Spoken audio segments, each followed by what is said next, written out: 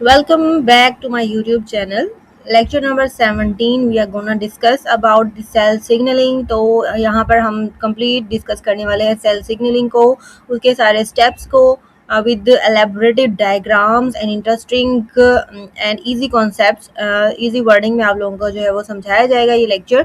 So complete detail इस lecture में आप लोगों को मिल जाएगी about cell signaling first year biology chapter number 3 का बहुत ही important topic है सेल सिग्नलिंग, उसके पाथवेज एंड उसके स्टेप्स को हम डिटेल में डिस्कस करने वाले हैं.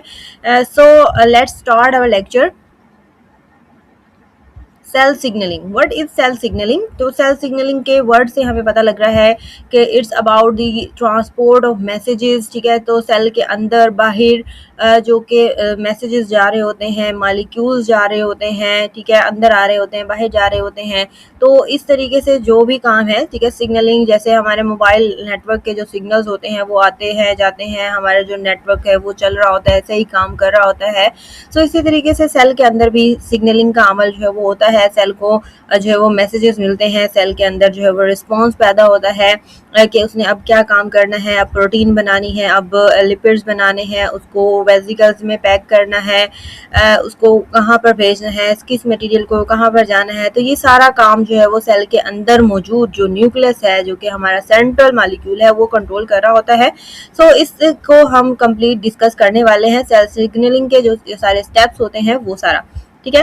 सो cell signalling is the ability of cell to respond to stimuli from their environment producing cellular responses. Cell signalling एक सेल की एबिलिटी होती है, एक काबिलियत होती है कि जिसकी वजह से वो बाहर वाले इन्वायरमेंट से इंटरनल या एक्सटर्नल इन्वायरमेंट के अंदर आने वाले किसी भी चेंज के खिलाफ क्या शो करता है, रिस्पॉन्स शो करता है. This is called cell signalling, right. तो ये जो भी रिस्पॉन्स शो करेगा, ठीक है, स्टेमुलाई के अकॉर्डिंग कोई जो भी स्टेमुलाई आ रहा है, ठीक है, स्टेमुलाई हम किसको कहते हैं, एनी चेंज और disturbance in environment.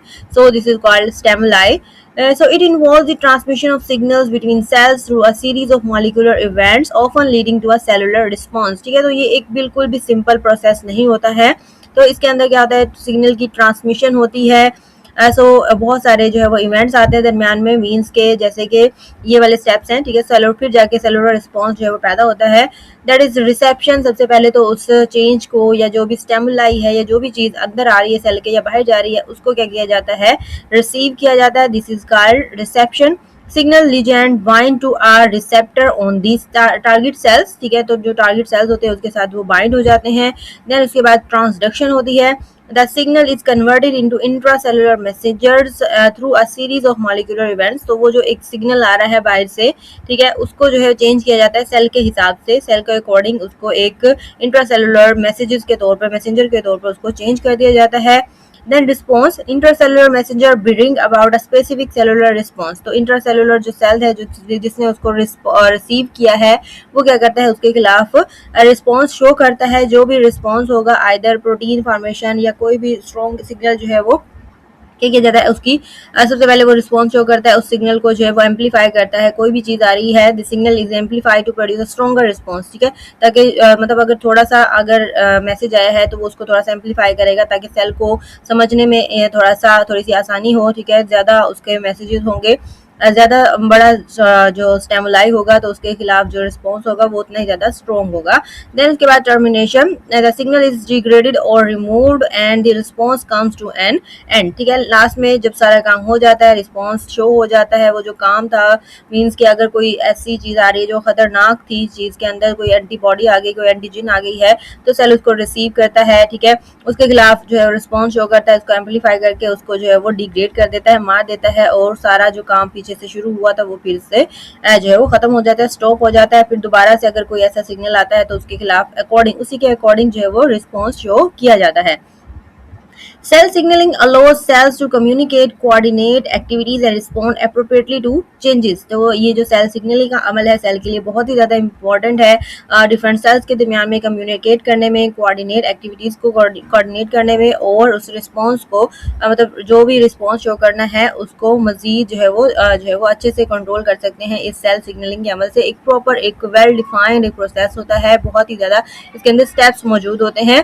So in steps को, ये तो एक सिंपल सा हमने जो है वो देख लिया था एक मैकेनिज्म कि किस तरीके से होता है, ठीक है। जैसे ह्यूमंस के अंदर भी सेल सिग्नलिंग मींस के कोऑर्डिनेशन का अमल होता है, वैसे ही अगर हम इंडिविजुअली अपने सेल को देखें तो हर सेल के अंदर भी कोऑर्डिनेशन का अमल जो है वो हो रहा होता है, ठीक है। हमारे सेल जब प्रॉपर कोऑर्डिनेशन के साथ काम कर रहे होते हैं तभी हमारी बॉडी जो है वो इस काबिल होती है कि वो प्रॉपर तरीके से काम कर सके। तो यही चीज़ जो है वो हमने इस लेक्चर में डिस्कस करनी है। So steps of cell signalling, पहला स्टेप हम पहले भी पढ़ चुके हैं, that is cell signal reception. Signal की रिसेप्शन, सिग्नल को रिसीव किया जाता है। सिग्नल को रिसीव करने के लिए सेल की जो प्लाज्मा मेम्ब्रेन होती है उसके अंदर जो है वो मौजूद होते हैं बाइंडर्स या जो रिसेप्टर सेल्स होते हैं वो मेम्ब्रेन के अंदर मौजूद होते हैं। डिफरेंट हर जो सिग्नल होता है या डिफरेंट जो भी हमारे पास स्टिमुलाई आएंगे उसके खिलाफ जो है वो डिफरेंट रिसेप्टर्स हमारे सेल मेम्ब्रेन के अंदर मौजूद होते हैं। Cell signaling begins when a signal molecule like ligand binds to a receptor on the membrane of a target cell. Cell signaling का अमल कब स्टार्ट होता है? जब बाहर से कोई भी सिग्नल आ गया, कोई भी स्टिमुलस आ गया, जिसको हम क्या कह रहे हैं, लिजेंड कह रहे हैं, वो आके बाहर से किसके साथ अटैच हो जाता है, हमारे जो प्लाज्मा मेम्ब्रेन में जो रिसेप्टर मौजूद है, ठीक है, जिसका काम है बाहर से मॉलिक्यूल्स को डिटेक्ट करना, उसको अपने साथ बाइंड करना, ठीक है। तो वो वहां पर आके बाइंड हो जाता है, ठीक है। Plasma membrane as a whole किसी भी मॉलिक्यूल को अंदर बाहर नहीं आने देती है, ठीक है। स्पेसिफिक रिसेप्टर्स होते हैं जो उसको करते हैं, कंट्रोल करते हैं, उसको रिसीव करते हैं। अगर वो इस काबिल है कि उसको अंदर भेजना है तो ही उसको अंदर भेजा जाता है, अदरवाइज सबको अंदर नहीं भेजा जाता। These receptors are typically proteins embedded in the cell membrane, ठीक है। ये जो रिसेप्टर्स होते हैं, हमें पता है कि हमने सेल मेम्ब्रेन का पूरा एक स्ट्रक्चर पढ़ा है जिसके अंदर जो है वो लिपिड्स बाय लेयर होती है और उसके अंदर डिफरेंट प्रोटीन्स होती है, बहुत सारी प्रोटीन्स हमने पढ़ी थी, रिसेप्टर प्रोटीन्स, ट्रांसपोर्ट प्रोटीन, ठीक है। तो उनमें से ही प्रोटीन्स होती हैं जो कि रिसेप्टर का काम कर रही होती हैं, वो जो कि इसको क्या करती हैं, रिसीव करती हैं सिग्नल मॉलिक्यूल को, but can also be located inside the cell, लेकिन वो सेल के अंदर भी मौजूद हो सकती है। मैक्सिमम वो सेल प्लाज्मा मेम्ब्रेन यानी कि सेल मेम्ब्रेन में ही मौजूद होते हैं रिसेप्टर, बट कुछ ऐसे होते हैं जो कि अंदर मौजूद होती हैं, ठीक है। तो हर एक रिसेप्टर का स्टिमुलाई जो है स्पेसिफिक होता है। Each receptor specific to a particular ligand, ठीक है। तो जो मॉलिक्यूल आ रहा है बाहर से वो स्पेसिफिक होता है, उसका स्पेसिफिक रिसेप्टर होता है। अगर वो स्पेसिफिक रिसेप्टर प्लाज्मा मेम्ब्रेन में मौजूद है तो वो वहां पर बाइंड हो जाएगा, अदरवाइज उसको सेल के अंदर भेजा जाएगा और अंदर जो उसका रिसेप्टर है वो उसको रिसीव कर लेगा, ठीक है। तो ये था हमारा पहला स्टेप सेल सिग्नल रिसेप्शन का। देन सेकंड स्टेप है हमारे पास सिग्नल ट्रांसडक्शन। ट्रांसडक्शन मीन्स क्या होता है, उसके अंदर कुछ चेंजेस करने होते हैं या उसको मजीद आगे ट्रांसफर किया जाता है एक प्रोटीन से दूसरे प्रोटीन को, दूसरे से तीसरे, ठीक है। सारी एक दूसरे के अंदर कोऑर्डिनेटेड होती हैं और उसको फिर टारगेट टिश्यू तक पहुंचा दे। टारगेट जो उसका है सेल ऑर्गेनेली है या कोई भी स्ट्रक्चर है तो उसके पास जो है उसको भेजा जाता है। Once the receptor binds to the ligand, जैसे ही एक रिसेप्टर लिजेंड के साथ बाइंड हो जाता है, ठीक है, ये है हमारे पास, ठीक है, एक रिसेप्टर है और ये बाहर से लिजेंड आ रहा है, ये इसके साथ अटैच हो जाएगा। That activates an intracellular signalling pathway, तो इसकी वजह से एक क्या होता है, सिग्नलिंग पाथवे सेल के अंदर स्टार्ट हो जाता है। This often involve a series of interaction and modification creating a signalling cascade that amplifies the signal, ठीक है। एक तरह से वो पूरी एक कैस्केड मीन्स के लहर जो है वो पैदा हो जाती है सेल के अंदर, ठीक है। सेल के बहुत सारे स्ट्रक्चर जो है वो एक्टिवेट हो जाते हैं जो कि क्या करते हैं, उस सिग्नल को रिसीव करते जाते हैं और उसको मजीद एम्पलीफाई करते हैं, बढ़ाते रहते हैं, ठीक है। उसको एक स्ट्रॉन्ग सिग्नल बना देते हैं ताकि उसके खिलाफ एक स्ट्रॉन्ग रिस्पॉन्स पैदा किया जा सके। Small molecules like CAMP, cyclic AMP, calcium ions, and inositol triphosphate (IP3) can act as second messengers, transmitting the signal from the receptor to target molecule inside the cell, ठीक है। तो ये जो है वो रिसेप्टर से रिसीव होने के बाद, ठीक है, ये जो लिजेंड होता है उसको ट्रांसफर किया जाता है इन सेकंड मैसेंजर्स के पास, ठीक है। तो ये सेकंड मैसेंजर कोई भी हो सकता है, मींस के CAMP हो सकता है, कैल्शियम आयंस हो सकते हैं या इनोसिटोल ट्राइफॉस्फेट IP3 हो सकते हैं, जो कि इस सिग्नल को रिसीव करते हैं, मजीद उसको एम्पलीफाई करते हैं और फिर उसको टारगेट मॉलिक्यूल्स जो कि सेल के अंदर मौजूद है उसके पास जो है वो लेकर जाते हैं, ठीक है। तो ये क्या हो जाता है, सिग्नल ट्रांसडक्शन, मीन के एक सिग्नल को पहले रिसीव किया गया, फिर उसकी ट्रांसडक्शन मीन्स के इस रिसेप्टर से आगे टारगेट तक लेकर जाना, ठीक है। तो नेक्स्ट लास्ट स्टेप है हमारे पास रिस्पॉन्स, ठीक है। जो भी जिस किस्म का भी सिग्नल होगा उसके खिलाफ वैसा ही रिस्पॉन्स जो है वो पैदा किया जाएगा। The signal transduction pathway often leads to the changes in gene expression, turning specific genes on and off. तो जो भी सिग्नल आया है सेल के अंदर, तो वो सेल के अंदर स्पेसिफिक चेंजेस पैदा करता है, ठीक है। कोई भी अगर हमारे पास लीजेंट आ गया है सेल के अंदर, तो क्या करता है, जीन एक्सप्रेशन में तब्दीली आती है। कोई भी उसके खिलाफ रिस्पॉन्स पैदा करना है तो सबसे पहले उसने क्या करना होता है, प्रोटीन, लिपिड या कोई भी चीज़ जिसके खिलाफ, जिसके जरिए वो रिस्पॉन्स शो कर सकता है, वो बनाएगा। उसको बनाने के लिए क्या चाहिए होता है, जीन एक्सप्रेशन, ठीक है। तो जीन एक्सप्रेशन के लिए वही स्पेसिफिक पार्ट्स जीन के जो है वो ऑन किए जाते हैं, जिसके खिलाफ जो है mRNA बनाना है या mRNA से प्रोटीन बनानी है। तो ये सारा सिग्नल जो है वो सेल को मिल जाता है। सेल के पास जो इन्फॉर्मेशन होती है कि अब कौन से जीन की जो है वो ट्रांसक्रिप्शन करनी है, ट्रांसलेशन करनी है, तो उसी हिसाब से जो है वो सेल अपना रिस्पॉन्स शो करता है। सो ये जितने भी मतलब जो भी स्टेबलाई आया है, सिग्नल ट्रांजेक्शन आई है, तो उसके खिलाफ रिस्पॉन्सेज डिफरेंट हो सकते हैं। मे बी कोई ऐसा सिग्नल आ गया है सेल के अंदर जिसकी वजह से इसकी वजह से सेल की ग्रोथ इंक्रीज हो जाती है या डिक्रीज हो जाती है, या सेल के अंदर अगर डिवीजन का अमल हो रहा है तो वो उसका सिग्नल मिल जाता है कि अब माइटोसिस का टाइम हो गया है या म्यूसिस का टाइम हो गया है। तो सेल डिवीजन, डिफरेंशिएशन और एपोप्टोसिस, ये सारे जो है वो कोई भी रिस्पॉन्स जो है वो उसके खिलाफ शो कर सकता है। सो हर स्टेमुलाई का जो रिस्पॉन्स होता है वो भी स्पेसिफिक होता है, ठीक है। स्टेमुलाई पे डिपेंड करता है कि सेल ने कैसे रिस्पॉन्स करना है। तो उसके अलावा कुछ और चेंजेस भी सेल के अंदर आ सकते हैं। सेलुलर मेटाबॉलिज्म जो है वो चेंज हो सकता है, या स्टार्ट हो जाएगा या स्टॉप हो जाएगा, इंक्रीज हो जाएगा, डिक्रीज हो जाएगा, जो भी काम होना है, ठीक है, वो सारा कुछ जो है वो उस रिस्पॉन्स के मुकाबले में हो सकता है। देन उसके बाद एंजाइम की एक्टिविटी हो सकती है, या opening and closing of ion channels, ठीक है। हो सकता है डिफरेंट चैनल्स के खिलाफ है कि अब जो है वो चैनल, इस चैनल को बंद कर दें, मीन्स के जो प्लाज्मा मेम्ब्रेन में डिफरेंट चैनल्स मौजूद होते हैं, पंप मौजूद होते हैं, उनकी क्लोजिंग या ओपनिंग का कोई सिग्नल हो सकता है, ठीक है। तो सेल के अंदर जो रिस्पॉन्स होता है वो बिल्कुल भी रैंडम नहीं होता है, ठीक है। तो बिल्कुल प्रोग्राम एक सिग्नलिंग का अमल हो रहा है। सेल को पहले सिग्नल मिलता है, तो फिर उसके बाद ही वो उसके खिलाफ स्पेसिफिक रिस्पॉन्स जो है वो शो करता है कि अब सेल डिवीजन होनी है, अब डिफरेंशिएशन होनी है, अब एपोप्टोसिस होनी है, ठीक है। तो ये सारा एक प्रोग्राम्ड जो है वो एक प्रोसेस होता है, ठीक है। तो ये सारा सेल सिग्नलिंग के बारे में था। इसके 3 स्टेप्स हमने बेसिकली पढ़ लिए हैं। सबसे पहले सिग्नल की रिसेप्शन होती है, फिर सिग्नल ट्रांसडक्शन होती है, देन उसके बाद सेलुलर रिस्पॉन्स पैदा होता है, ठीक है। ये तो एक बेसिक स्टेप्स था सेल सिग्नलिंग का। अब जो है वो डिफरेंट हम पढ़ेंगे पाथवेज ऑफ सेल सिग्नलिंग के बारे में, आउटसाइड एंड इनसाइड के। अभी हमने जो है वो पढ़ा था एक स्पेसिफिक, ठीक है। वो 3 जो स्टेप्स हैं वो सारे पाथवे में क्या रहते हैं, सेम रहते हैं।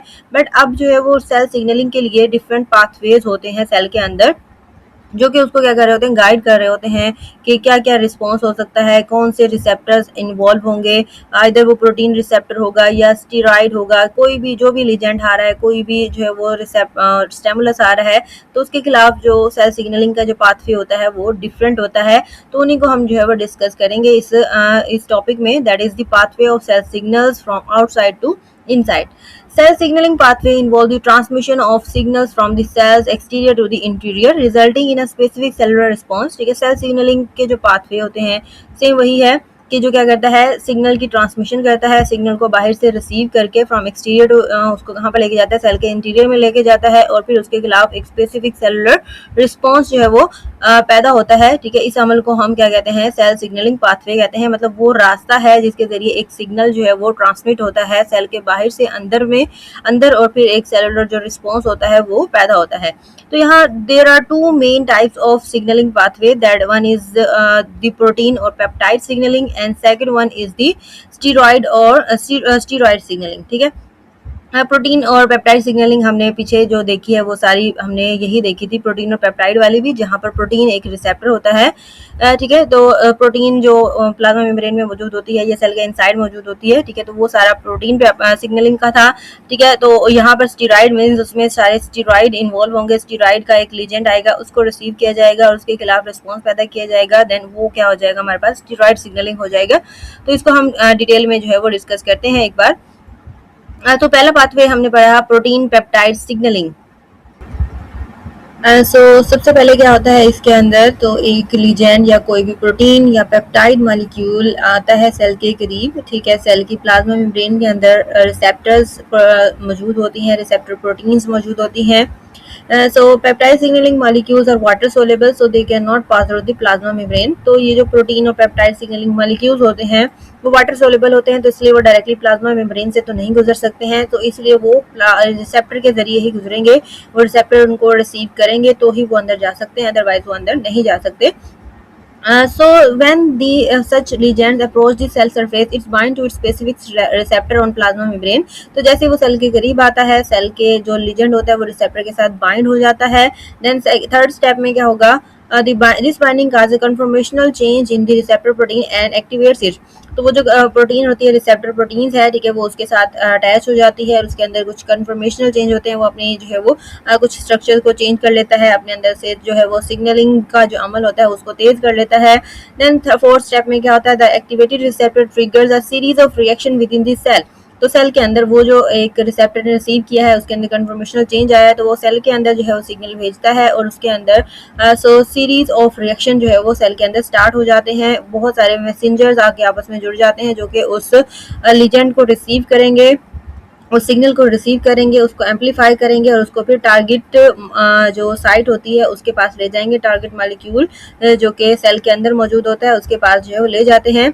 देन उसके बाद क्या होगा, these reaction generate second messenger, जिसके इन रिएक्शंस की वजह से सेल के अंदर सेकेंड मैसेंजर्स जो कि पैदा हो जाते हैं या वहाँ पर आके जमा हो जाते हैं उन सिग्नल्स को रिसीव करने के लिए. That may be cyclic AMP, CAMP which start changes in gene expression. उसी AMP की वजह से वो क्या होता है, न्यूक्लियस के अंदर सिग्नल जाता है. CAMP उस न्यूक्लियस के अंदर सिग्नल लेके जाता है जिसकी वजह से सेल के अंदर जीन एक्सप्रेशन चेंज हो जाता है. जीन एक्सप्रेशन जो है वो स्टार्ट हो जाता है, या तो कुछ जीन जो है ऑन हो जाते हैं, कुछ ऑफ हो जाते हैं. जिस जीन की ट्रांसक्रिप्शन करनी होती है वो ऑन हो जाएगा, ठीक है, तो उसके जरिए से mRNA बना लिया जाएगा. एंड उस mRNA से जो है वो स्पेसिफिक जो सेलुलर रिस्पॉन्स होता है वो जो है वो स्टार्ट हो जाता है. ठीक है, तो ये सारा काम किसके अंदर होता है, this pathway lead to the changes in the metabolism, cell growth and division and apoptosis. कोई भी रिस्पॉन्स, किसी भी किस्म का जो रिस्पॉन्स होता है, आइदर वो मेटाबॉलिज्म चेंज हो रहा है या सेल की ग्रोथ चेंज हो रही है, ठीक है, सेल ग्रोथ में चेंजेस आ रहे हैं, सेल की डिवीजन स्टार्ट हो रही है, या फिर कोई भी प्रोग्राम सेल डेथ जो है वो करनी है, तो किसी जिस किस्म का वो सिग्नल आया होगा बाहर से तो उसके खिलाफ वैसा ही रिस्पॉन्स जो है वो शो किया जाता है. ठीक है, जीन एक्सप्रेशन के जरिए अगर हमारा जो जीन है, हमारा जो न्यूक्लियस है, वही ये सारी चीज़ें कंट्रोल कर रहा होता है. तो अल्टीमेटली वो जो सिग्नल है सबसे पहले न्यूक्लियस के पास ही भेजना है.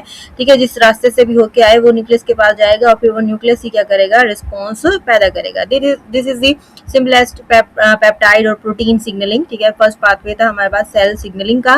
देन उसके बाद सेकंड है steroid signalling. Steroid hormones being lipophilic can diffuse through the plasma membrane of the target. So lipophilic होते हैं, मीन्स के वो लिपिड के अंदर डिजोल्व हो सकते हैं इजीली, जो कि उसकी लिपिड बाई लेयर मौजूद होती है. ठीक है, उसके अंदर डिजोल्व होकर डायरेक्टली जो है वो प्लाज्मा मेम्ब्रेन से ही सेल के अंदर चले जाते हैं. वो बाहर से प्लाज्मा मेम्ब्रेन में उनके लिए कोई रिसेप्टर मौजूद नहीं होता. Steroid hormone diffuse through the plasma membrane. Plasma membrane के जरिए डायरेक्टली वो क्या होंगे, ये स्टीरॉयड हार्मोन है, प्लाज्मा मेम्ब्रेन से डिफ्यूज होंगे और अंदर जो है वो सेल के चले जाएंगे. इंटरसेलुलर इनके लिए जो है वो सेल के अंदर रिसेप्टर्स होते हैं जो उनको रिसीव करेंगे. ठीक है, सेल के बाहर जो प्लाज्मा मेम्ब्रेन में उनके लिए कोई रिसेप्टर नहीं होता. इनके लिए स्पेसिफिक क्या होते हैं, इंट्रासेलुलर रिसेप्टर्स मौजूद होते हैं. Once inside, they bind to the specific intracellular receptor located in the cytoplasm or nucleus. जहाँ पर भी इनका रिसेप्टर होगा वो वहाँ पर उसको जो है वो भेज दिया जाएगा और वहाँ पर जाके उसके साथ बाइंडिंग हो जाएंगे. This binding result in the formation of active receptor hormone complex which moves into the nucleus if it is was not already there. ठीक है, अगर वो न्यूक्लियस के अंदर बाइंड नहीं हुआ था, मतलब बाहर किसी रिसेप्टर से बाइंड हो गया है, तो वहां पर एक कम्प्लेक्स, एक्टिव कम्प्लेक्स बन जाता है, that is receptor hormone complex. So उसके साथ जो है वो हार्मोन, उसको स्टीरॉयड को कहा जा रहा है. ठीक है, स्टीरॉयड जो है वो रिसेप्टर कम्प्लेक्स जो है एक बन जाता है. अगर वो न्यूक्लियस में था तो वो वहीं पर रहेगा, अगर बाहर बना है तो फिर उसको वापस से न्यूक्लियस के अंदर जो है वो भेजा जाएगा. ये एक कम्प्लेक्स बन गया है. ठीक है, इसको इस न्यूक्लियस के अंदर भेज दिया जाएगा और फिर न्यूक्लियस क्या करेगा, उसके अंदर जीन एक्सप्रेशन चेंज होगा. ठीक है, जीन एक्सप्रेशन होगा, ट्रांसक्रिप्शन का अमल होगा, ट्रांसलेशन का अमल होगा. ठीक है, जो भी काम करना होगा, जो भी रिस्पॉन्स शो करना होगा, फिर वो जो न्यूक्लियस है वही जो है वो रिस्पॉन्स शो करेगा. ठीक है, कोई भी चेंज आ सकता है सेल के अंदर. Inside nucleus, the receptor hormone complex bind to the specific DNA sequence in target genes. ठीक है, तो स्पेसिफिक DNA सीक्वेंस के साथ जाके वो अटैच हो जाता है. ये नहीं होगा ओवरऑल न्यूक्लियस के अंदर या DNA से अटैच नहीं होगा, बल्कि जहां पर उसका काम है, जिस जीन के साथ, जिस जीन को उसने एक्सप्रेस करवाना है, वो वहीं पर जाके उसके साथ बाइंड हो जाएगा. This binding regulates the transcription of these genes.